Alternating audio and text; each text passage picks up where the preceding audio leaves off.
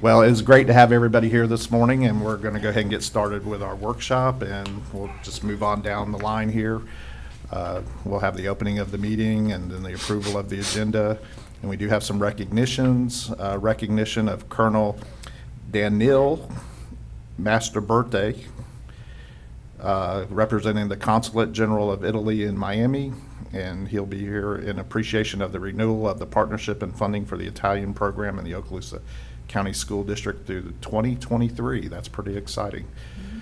And then did you want to say anything about that, Mr. Chambers? No, other than, as you know, we've had an excellent partnership with this program. We've had it a number of years at Blue Water Ruckle in Niceville, so it's nice to be able to reaffirm this partnership, and it's just an example of another program that we're able to offer with partnerships for our students. Right. So I just also appreciate Blue Water Ruckle in Niceville for their leadership in these programs.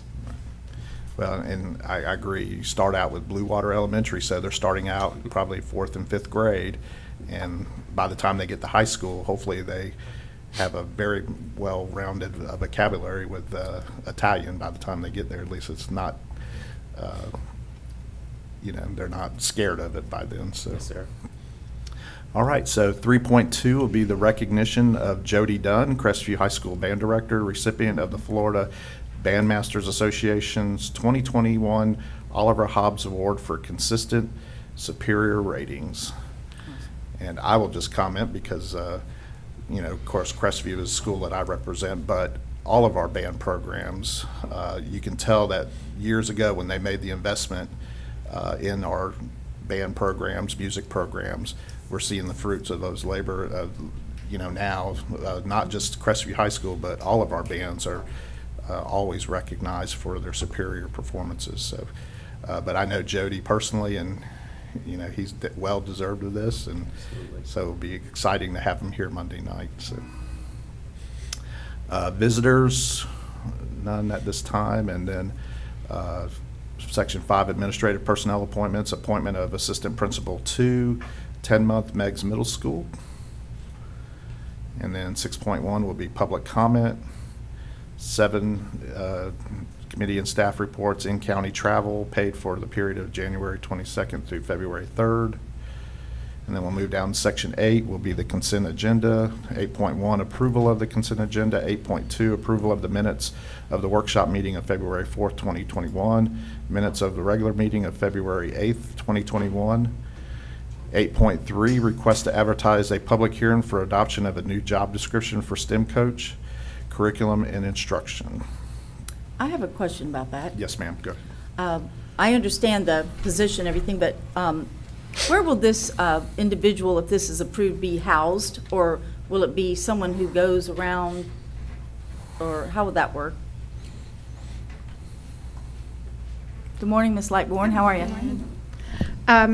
So this person is part of the DODEA grant, so they Right. will service all of the DODEA schools. So if, Okay. home base would be here to meet with Okay. Tammy. Tammy will be the person who would be overseeing them, but really the majority of their time will be in all of our DODEA schools. Okay, that's what I thought. And Mr. Thank you. Bryant? Yes, May I sir. follow up? Yes, sir, yes, sir. And Ms. Lightbourne, I just want to emphasize something that you said. You said this position is with the DODEA grant? Correct. And what was that acronym? I was going to ask the same Department thing. of Defense Education. Right. Yeah. Okay, well, I'm sure you'll bring it back to us. I guess the most important part of my question, though, is that who's paying for this position? So it is a federal grant. Is Tammy in back there? Yes? Scalaby's. Yeah. Okay. It is a federal grant that we apply for. It is a 2-year grant, so the position is, and it will be paid for through that grant and is dependent on that grant. Yes, ma'am. Very So when good. the grant goes away, the position would go away. Excellent. So no district funds are being used for this position? Correct. Very good. That's all. Thank you, All right. Mr. Chairman. Yes, sir. Thank you, Dr. White. Thank you, Ms. Lightbourne. Any other questions? Okay. So we'll move down to 8.4, Budget Amendment Number 5, Fiscal Year 2020 through 2021.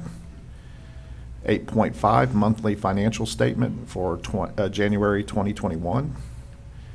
8.6, invoices to be approved for payment. 8.7, school donations. 8.8, payroll warrant register and accounts payable warrant register for January 2021 totaling $18,035,076. There's a lot in there. 18 million. A lot of money. A lot of money. So we'll just move on down to the easier one, which is 48 million. It's a round number. Yes. All right, so 8.9, renewal of cooperative purchasing agreement for online auction services. 8.10, renewal of ITB 17-01 fuels, gasoline, and diesel. And I do have a quick question, Mr. Wyndham. With the gas prices kind of going up, is this something that we're buying into at a set price? Or is this just going to fluctuate as the market dictates? This contract's based on a Opus price, the same, we buy the same way like Tom Thumb does and all the other, convenience stores, gas stations. So we're locked into the upcharge. And so that when we renew this, we'll have the same upcharge we've had since the beginning of the contract. Okay. So that Opus goes up and down, Right, just as, but this contract renewal is a fixed price Okay. as far as an add-on. all right. Thank you, sir. Sure. Well, Mr. Bryant, that's a great question. Yeah. And I think we've all seen what happens when gasoline prices go way up, because it certainly makes an impact on the budget, and I know that the superintendent and Ms. Scallon are probably anticipating any of those kinds of budget amendments that will be necessary as those price costs go up, and there are a lot of predictions as to what those prices will go to, and quite frankly, those are real dollars, and it's kind of scary. Yes. And especially in reference to this week and the weather, I'm hearing things coming out of Texas where we have our refineries and everything that may influence not only the cost, but the distribution of gasoline in our country. So that will be something we'll need to be diligent in watching that. I agree. All right, so we'll move down to item 8.11, surplus of school buses. And I saw Mr. McInnes in here earlier, but these buses, are these basically buses that we had, not the ones necessarily that came from Escambia County or anything like that? Yes, sir, that's correct. These are the buses. These buses, you'll notice in the report, are anywhere from 20 to 35 years old. Okay. These ones have not been on the road this year. They have been used for parts, and so we've stripped them as best we can to replace parts on our other aging buses. But it's essentially the beginning of a clearing out of some old inventory of buses to make way for some new buses for next school year. And might I comment, Mr. Yes, sir. Bryant? Yes, sir. Yesterday, when I spoke to Mr. McInnes, Mr. Horton, he was very clear that these are buses that, yes, we'll place them as surplus, but we'll probably not have any buyers. That's And very likely. In fact, he told me that these buses are so bad, we'll probably have to pay to have them hauled off and junked. And that's just how long we've had to keep this stuff, and thank goodness the citizens and taxpayers approved the half-cent sales tax so that we can move forward and get rid of some of this stuff that really no one else will even want to buy. That's right. It's so bad. But thank you. Yes, Thank you, sir. Mr. Horton. Thank you, Mr. Bryant. Right. Yeah, And I think we just need to send up some balloons because this is starting to show we are moving. I know this was happening anyway before the sales tax, but it's showing the public that we are trying to move in that direction of getting the best things for our students. And when you're looking at this first thing, what went on the list, 1987. Now, Mr. I may have Horton- ridden that bus. I was close. I was going to say. As old as I am, I may have ridden. Well, you're not that old. Yeah, and so, so it's great to see this happening, and while we're on that, we have some coming pretty soon, not this many, but a few, right? Yes, ma'am. I think the superintendent might be addressing that in his Okay, comments, great. but based on the board action from the previous meeting. Thank you. I just want to say how exciting it's going to be in August when we are driving down the roads to see 40 new buses. I mean, Yeah. that is just going to be, that has never happened before. So just hang on, parents. We may have to take a and- ride, Miss Gardner. We're going to have to. That is going to be exciting. 40 new buses, so. and They got air I don't- conditioning. And seatbelts. Yeah. All right. So we'll move down to Section 9 and Superintendent's Human Resource Recommendations, 9.1 and 9.2 will be informational only on Monday nights. So we got 9.1, employees on administrative leave. And I believe y'all got an email yesterday on that. And then 9.2, deferred retirement option program. 9.3, out-of-field report for the 2020-2021 school year. 9.4, employment separations. 9.5, personnel recommendations. 9.6, employee transfers. 9.7, reinstatement reimbursement of sick leave due to line of duty illness, injury, medical examination. And 9.8, leave without pay. And then we got discussion agenda, 10.1, items moved from the consent agenda. And then 10.2 is proclamation of Career and Technical Education Month in Florida. Mr. Chambers, did you want to comment on that or? No, other than, so we'll have some people here Monday night that'll speak to this. We'll have April who will be here, also Ms. Hayes who will be here, and I'll say a few things as well. We do have the declaration that we'll read from the governor that acknowledges this month and CTE. And on Monday, I will also share just a little bit of our continued vision towards the next generation of Okaloosa schools as it pertains to CTE, especially the involvement at the elementary level, which I'm very excited about. Our Kids Code is a program that is up and running. April and her team have done a great job with each of our elementary schools, so we're excited about that. They're actually coming towards the end of their first round of about 24 students involved in coding, so very excited about that, but we'll share a little bit more on Monday. Okay. And I'll just comment, I know a lot of us are on social media, but, and I know they've had a Facebook page for a little while, but I've been excited just to see how active they've been in using that tool to get the word out, because a lot of great things are happening out there. And I think all of us would agree that, when we see those things, it gets us excited, and we can share those items with the general public who might not really understand what truly is going on in the school district when it comes to career technical education. And, considering that, I think the last I saw, 67% of Americans in the workforce didn't have a higher college degree or higher.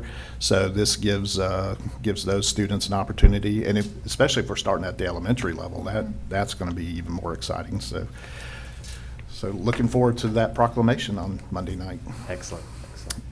So construction programs owners, representatives, business, and program status report. And I know Dr. Kelly on Monday night will give us that report. 11.2. Okay, but I wanted to say something about that. Yes, ma'am, go ahead.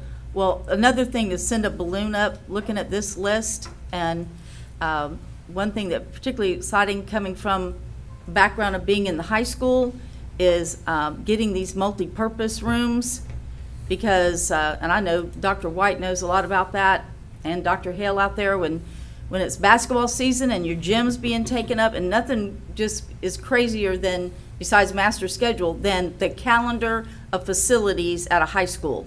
There's never enough room. You got people throwing flags up, you got the cheerleaders and all that. So to see these multi-purpose buildings on this list is one of the first things that I was just ecstatic to see, along with the other things, but just knowing that situation, that we're moving with that, I'm excited to see that. Well, and can I just add? Yes, sir. And- Sure. and Yes, sir. One of the ways that helps and facilitates instruction so much, and I remember from the middle school that very often we had to confiscate the library and use it as a multi-purpose Anywhere room. you go, yeah. And so now with these facilities, teachers will be able to take their children to that area and conduct instruction that before they might not have been able to Exactly. do. Good So point, yeah. I just wanted to add that in there about the libraries, because I used to get in a lot of trouble for that. Media centers, excuse me. Media Center, yeah. Well, looking at the cafetorium projects, I can tell you that all of those schools definitely need. Oh, yeah. That's right. Good stuff. All of them. And I've been in all of them. I know y'all have been in them. They're exciting definitely- time. Yes. All right, so 11.2 is what we are currently discussing. So that's the TPM program number 6, task order number 12, pre-GMP district-wide sales tax construction projects. And like I said, Monday night, I know Dr. Kelly is going to give us her take on it, and always exciting to hear her talking about all the things that are going on. So now we're down to section 13, and that would be Mr. McInnes. No updates this morning. Okay, thank you, sir. And we'll move over to Mr. Chambers, your business, sir. Thank you. I do want to share, so as you know, I think over the last 2 years, we have been very conservative, with our budgets, very conservative with staffing over the last 2 years. As you know, we've talked about budget at the last couple board meetings, and we know that there'll be more discussions that will come as well. And I think you know that over the last 2 years, we've cut over $1 million at the district level, and those monies have been repurposed back to the school level, specifically in areas like ESC, in order to be able to give as much support to our schools as possible. And we know right now that this upcoming budget, we don't know exactly what it's going to look like right now, but we also understand where we are in Florida and where we are in the nation as well. So we will continue to take a conservative approach. We will, look at, what does the organizational chart look like for our school district for this upcoming school year. You will likely, as we continue to go towards upcoming board meetings, you might see some job descriptions that could be for this upcoming budget. It could be for a budget maybe 2 years from now, just getting job descriptions prepared. But the thing that I have always pledged to you, that will continue to pledge to you, is that we will bring a balanced budget forward. We will be conservative, especially in these times. So all of that will definitely be on our mind. There's only so much money that goes around, so if there's an addition of something, there may need to be a subtraction of something. So we will keep all of those things in mind. I just want to be just open with you as we get ready to go towards this upcoming budget season, as we go towards organizational charts that are foundational in terms of what we do in terms of supporting schools and continuing to be a top-rate school district. But I think it's very important that we're conservative and that we understand where we are as well. So I just wanted to share that with you. Also, as we've talked about, we'll always give when I say always, we could miss sometimes, but in essence, always we'll give a COVID update. I do want to give that to you as well. And these numbers are through February 6th. And as you know, we get our information from the State Department of Health website, so we make sure we get it straight from the horse's mouth, so to speak, so that there's no confusion of data. And right now, our numbers, our COVID positive numbers from February 6th all the way back to September, that's now posted again on our district website. And you'll see there that about 96.58% of our students are COVID-free right now, and that's not stated as a badge of honor. That's just stated as it's just factual. That's just the data that's there right now. And as we know, with each new student who's positive, that number is going to continue to go down because it's a cumulative total with the same amount of students in total. Also, for the week of February, ending February 6th, so this is just a week, the week ending February 6th, in terms of staff, out of 38 school sites, we had 24 schools who had 0 positive staff. We had 11 schools that had one positive staff member, which basically means about 92% of our schools had 1 or fewer positive staff for that week. And that's just something that we monitor as well.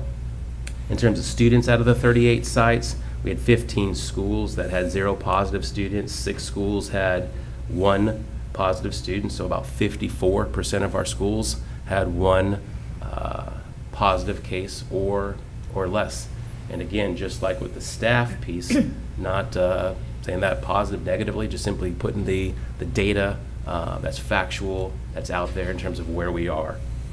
We do continue to operate under the Department of Health, the new guidelines, as you know, with the quarantine. You know, our district, just like the other districts across the state, and we are adhering to that. So if we have students who are coming back from quarantine on day 11, which means that those students have been communicated with, those students will wear a mask because it's mandated by the Department of Health that occurs, as well as the social distancing and being very mindful of large crowds. So those students agree to that. So we do have that. That's going on right now. And as you can imagine,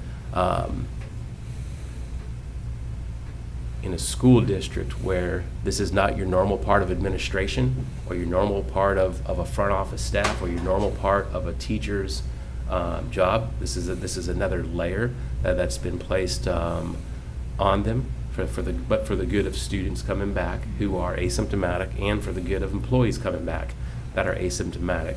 But I say all that to say it is another layer, and our schools are doing a very good job managing that additional layer. Also, within this update of COVID, as you know, it used to be on day 6 you could take the PCR test. Now it's on day 5 that you can take the PCR test. So in essence, once that negative result comes back, then a student or an employee could come back to work, and likely that would be as early as day 8. But those individuals as well still need to wear the mask, social distance, stay away from the large crowds, so they still have to do the guidelines set forth by the Department of Health, but it allows them to come back at an earlier time frame with the negative test, with the added precautions, so to speak. Any questions at all on the COVID? Well, once again, those numbers, and I bring this up because I just want people to know that those numbers also include online students and online staff. Correct. Okay. Correct. Just a little bit of information on the sales tax. As you know, this Monday's meeting has the pre-GMP, and it's exciting because once again we're continuing to move forward. I like to talk about what does the next generation of Okaloosa schools look like. This is a big piece of that. You know, the classroom additions are there. In each school, it mentions which schools will get the classroom additions. You see there the cafetoriums are there, the much needed cafetoriums are there, the multi-purpose rooms are there. I couldn't say it better than Mr. Van Scheck and Dr. White, the way that you described it. It's critical, I think, for our schools as well, all 3 of these areas. So very excited to get this process going, and I think by the end of this school year, we will see a number of things in process, which I think will be exciting, especially for our students and our employees and families. So with the half-cent sales tax, this Monday's meeting is important, and then of course your consideration on the pre-GMPs will be a big deal as we move forward. Next Tuesday, February 23rd, is the first meeting of the Citizens Oversight Committee. We've talked about that. It's advertised. We're excited about that meeting taking place. Mr. Horton will lead that first meeting, so to speak. Mr. McGinnis will be there. Ms. Ankers, as you know, we've designated Mrs. Ankers as the chair of that committee. And again, it's another piece of the sales tax moving forward and doing good things for our schools. So we're excited that that is now taking place as well.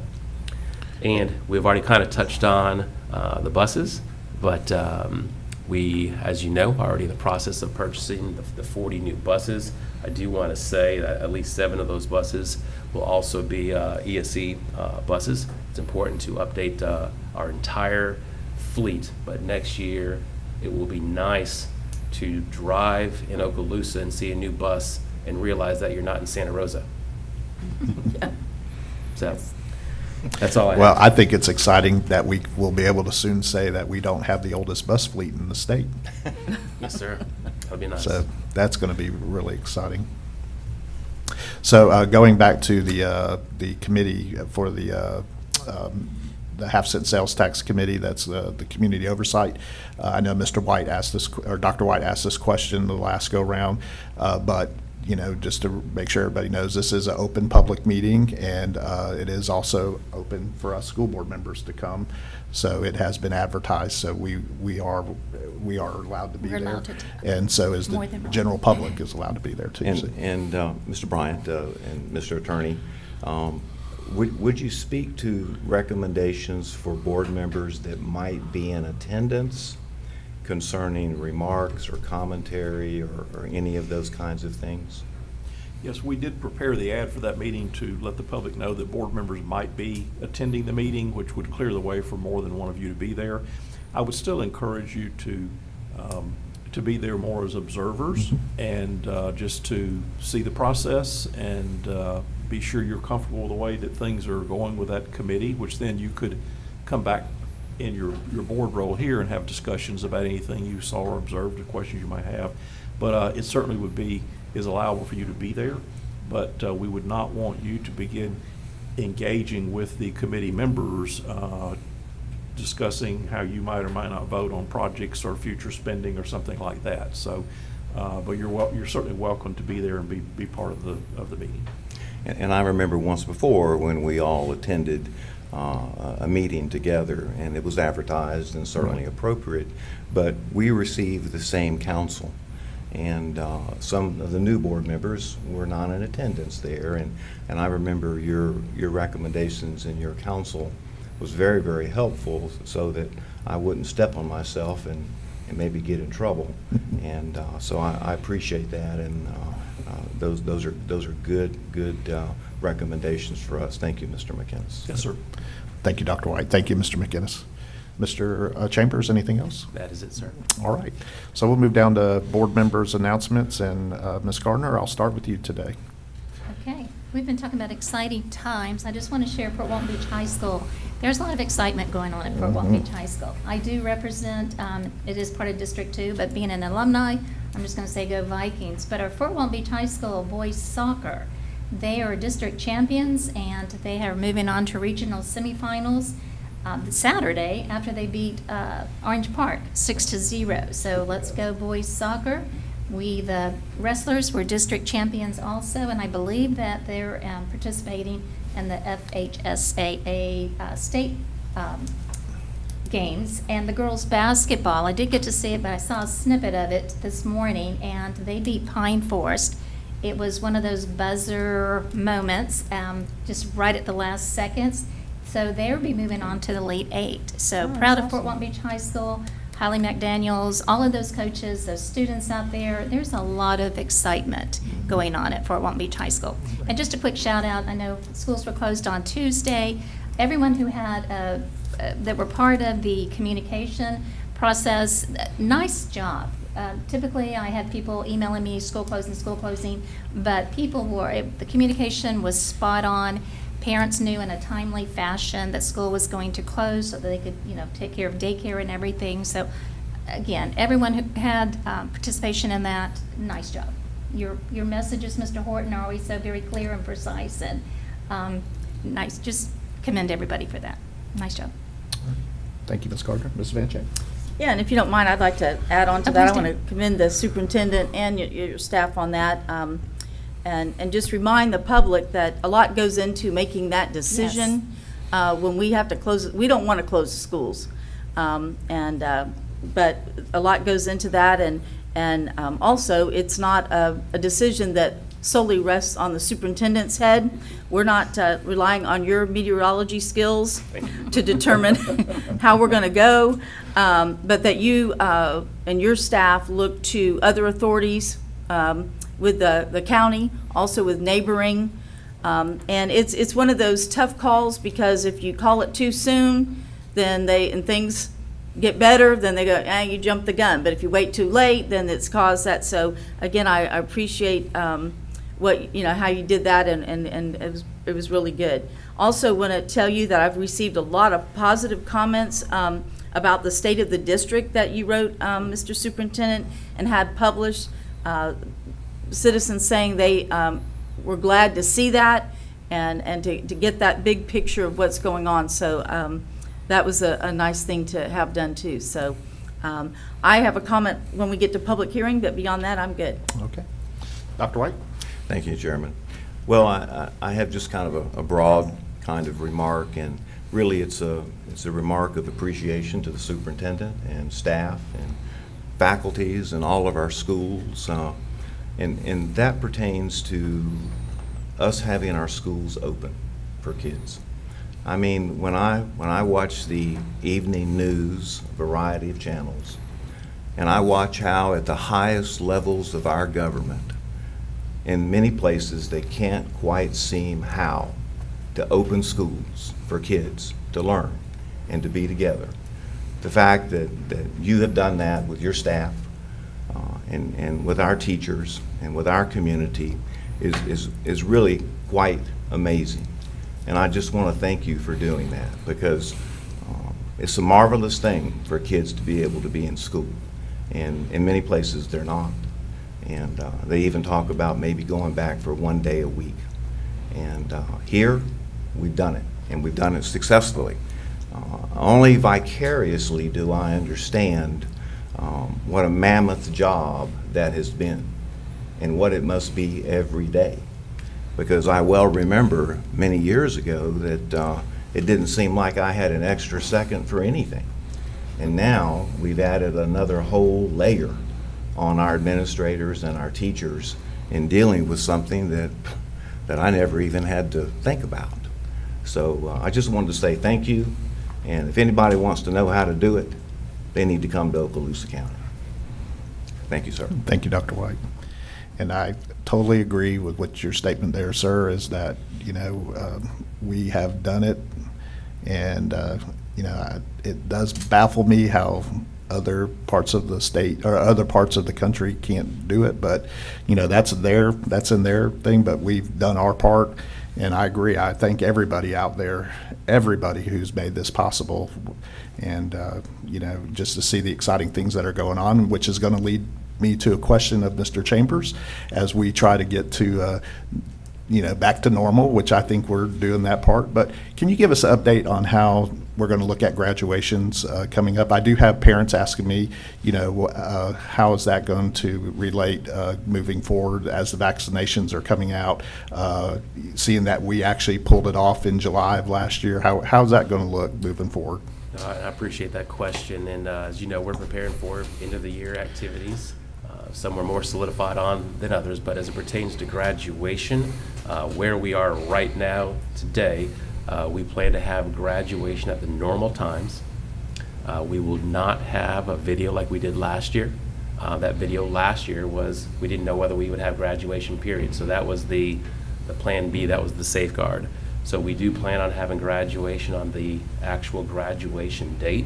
We will take COVID guidelines into place. We will maintain social distancing, especially with those students on the field. We will have our schools, our administrators do like they did last year and pod out 6 feet, so we can make sure that the stands are also separated. We will, right now, we'll strongly recommend masks as well as we did last year. So we will take all of those precautions in place, but we do plan on having it on the actual graduation date. Okay. All right. Thank you, sir. And so we'll move down to section 16, and that's public comment. That's the 2-minute version of public comment. And then section 17, we do have public hearing. And 17.1, public hearing of adoption of revised school board policy 04-18, extracurricular activity eligibility and participation guidelines for high school students grades 9 through 12. Ms. Vanchek, you have a question regarding that? I do. One's not so much a question, but looking at a part that appears to be either grammatical and/or just a typo that I think needs to be changed in section B. So I'm not sure who's. We'll be taking note. Okay, all right, so I'll get with you on that. My other question, my question on this is with grades 9 through 12,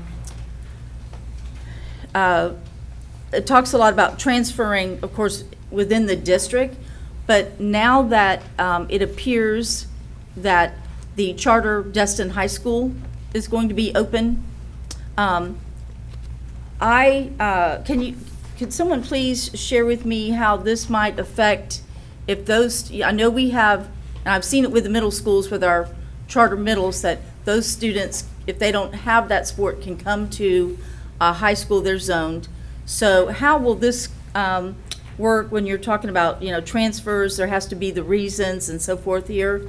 Is that going to be the same setup if we are looking at the charter destined school, high school? Yes, so there's law in place for charter schools. Okay. And what it allows is for them to play at their zone school or as a school under controlled open enrollment that is open. So that they could potentially go to if they wanted to because it is an open school. So that- Now, if by chance their school has a sport, but let's just say they're not, quote, happy with that, but then they have another, they can't change out, right? No, if the school itself has the sport, then they cannot attend another school to play that sport. They can only go to a school when their school does not currently have that sport. Okay. And I think it's important to maybe emphasize too, that it doesn't necessarily just pertain to sports. Is that Right. correct? I mean, all extracurricular programs. And I've Band is a big one. Band, sure. Cheering, I mean, all band, all those things. And I remember having dealt with that before. And of course, as you said, I remember that this is a consequence of Florida law, Florida statute. Because frankly, sometimes it did create some machinations, if you will, within the school and within the system on how to get to practice at the right time and all of those different kinds of things, because very often the school hours didn't match. Correct. And sometimes there was distance involved and just all kinds of issues associated with that. But if I could just follow up. Yes, sir. Yeah. One thing that I don't get to see anymore, but I think I'm relatively sure this is the case. Mr. McInnes, have you been involved in the rewriting of this policy? Yes, sir. Okay. And so we have legal counsel that has helped us struggle through all of these changes, and frequently that emanate from Tallahassee with the legislature. And I appreciate that, Mr. McInnes, because sometimes those laws are a little confusing to this layperson, so And thank actually, you. this policy is being driven from comments from the Florida High School Activities Association, questions we had to them about a transfer situation, and they came back to the district and said, if you will put in place a transfer policy in accordance with our bylaws, then we're going to defer to that in these kind of decisions. So you'll note that a good bit of what is here is coming out of the FHA-SA Okay. bylaws and is consistent with their standards. And they have indicated that once it's in board policy, then they will leave it to the local district to make decisions on transfer, particularly in that area of good undue hardship, as you see in the back part of the policy. All right, thank you, Mr. Bryant. Thank you. Okay, Can I- wait, Yeah, I'm not go quite ahead. done. Okay. Well, no, I was just going to say, you mentioned that the student from like the charter school can participate at another school. Does it have to be within their district, or can they just pick whatever school they? No, it has to like be either their zone school or a school that's open under controlled open enrollment. So that could be a school that's not in their Zone? zone. Correct. Okay. Well, probably right now, that would only be Fort Not Walton very Beach and many. Choctaw Right. and Laurel Hill. Yeah, there's not very So, many open schools yeah. in our district. And in my mind, Capacity. that Okay, just sure. begs the next question. Right. Does this also pertain to private school students? Yes. All right, it's important to know. Yeah. It's not just But charter we do schools. have Rocky Bayou, That's right. and Mhm. St. Mary's, et cetera. That's right. And Yes. homeschool, I believe. Homeschool. Homeschool. also. Homeschool, yeah. The part where it says on E here on, the superintendent shall designate the membership of the district athletic eligibility committee. Do we already have that in place? Yes. That committee? We already have that. Yes, So it's the that's- 6 high schools. Okay, So so the that's- 4 high that's- schools plus the 2 K-12s. Right, because I know there's that middle school athletic committee. But then the other part on C talks about how schools may elect to use more rigorous academic criteria for the selection. Is this saying that each school can determine their own criteria? So like Choctaw can say you got to do this is academic criteria, and then Fort Walton may say this. So there is a minimum eligibility based on what Florida High School Association has. So that's what our schools follow for tryouts. However, if a school says, my students need to maintain maybe certain grades or discipline type situations, and that could be part of their sports contract. Okay, all right. Does Thank that make you. sense? And Ms. Evancheck, that particular part of the policy has been in place in your policy. That is not new. That's Right. not being changed. And Okay. and can I just add that that's information that's given to folks upon tryout? Yes. Right. Correct. So everyone knows and understands these are the conditions. Mhm. At least that's how it was when I worked. And also, Ms. Lightborn, if a student is, say, at a charter or private school or homeschool, and they want to come and play a sport, that doesn't, there's no guarantee that they make the team or that they're. No. So Just they because have- they're in that situation, that they're on the team. Correct. They would have to go through the same Tryouts. procedure. They have, And- they have the ability to go to the tryouts just like any other student. All right. And make it or not. Okay, thank you very much for Mhm. that. Okay, good. Thank All you. right. So we'll go around the room. Ms. Scallon, Dr. Hale, Mr. Strong, Ms. Appleberg, Sheila, we've heard from you. You know what, You got something? Dr. White? Thank you. Department of Defense Education Activity. I was short of that. Activity, there you go. Yep, you were close, you got it. Thank you.